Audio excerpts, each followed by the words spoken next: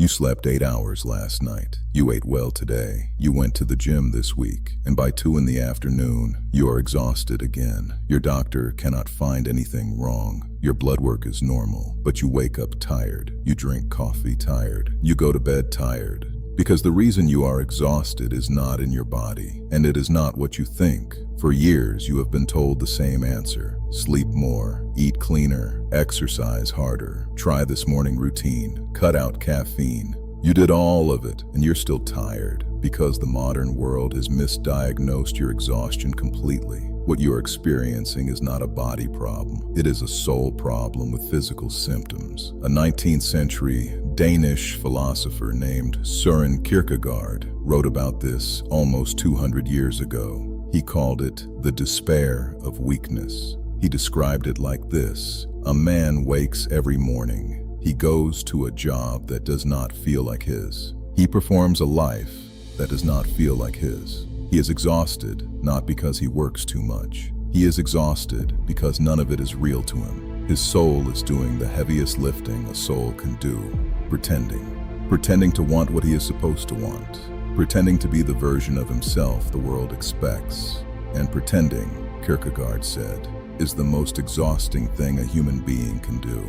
You are not tired because you slept 7 hours instead of 8. You are tired because you have been performing a version of your own life for so long that you no longer remember which parts are actually yours. If this is hitting something real, subscribe and like. This channel exists to tell men what nobody else will. Carl Jung, one of the greatest psychologists of the 20th century, added something Kierkegaard could not have known. Every part of yourself you suppress does not disappear. It goes underground. It lives in what he called the shadow.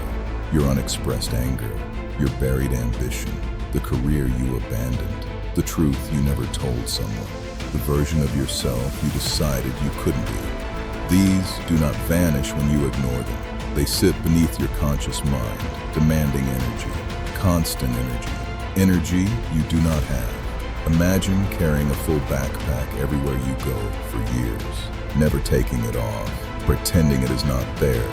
Eventually, you cannot understand why you are so tired. That is what your suppressed self is doing to you right now. Modern life is engineered to keep you from ever putting the backpack down. Notifications keep you reactive.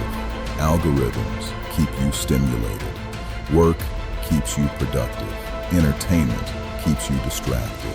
There's no time to actually be yourself, so your real self stays buried, and buried selves are heavy. Here's what nobody's telling you about being tired. The cure is not more rest.